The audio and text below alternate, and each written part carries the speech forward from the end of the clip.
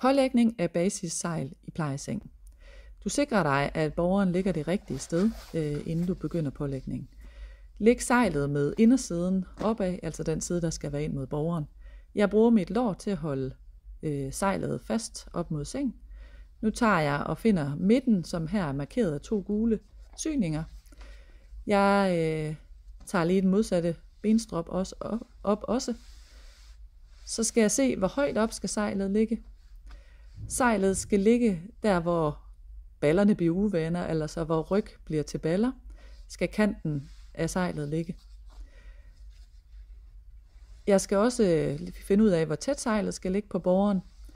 Og sejlet skal ligge, så rygsøjlen rammer ned på den kant, der ligger ind mod borgeren. Så putter jeg stropperne ind under hovedpudet for at undgå, at jeg får trukket i hår eller briller eller høreapparater. Borgeren kommer om på ryggen og ligge. Når jeg er selv om det, så vil jeg gå om på modsat side af sengen og arbejde videre, og ellers har jeg min kollega, der arbejder derfra. Jeg beder borgeren om at bøje ben lidt, tage fat i sengehesten og bare lige vippe lidt om på siden.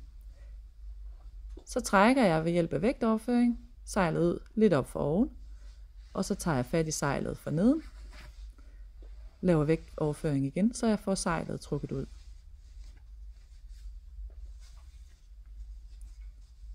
Når jeg er en person, skal borgeren gerne kunne bøje benet, så jeg nemt kan få sejlet ind under benet.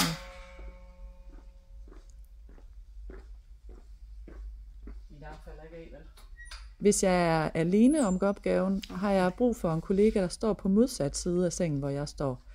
Jeg putter sejlstropperne ind der, hvor der er bedst plads, altså under knæhasen. Og her vil jeg have en kollega til at trække sejlet for mig, mens jeg fører sejlet ind under benet. Jeg krydser benstropperne. Så starter jeg med at lave knæk-knæk.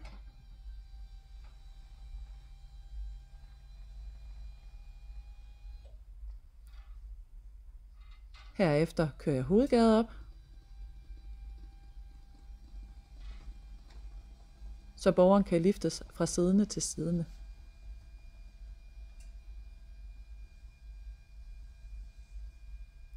Som udgangspunkt, så vælger jeg de samme farver stropper hele vejen rundt, når jeg lifter med et basissejl. Måden man kan se, om det er de rigtige stropper, er ved at tage fat i stropperne for oven og for neden.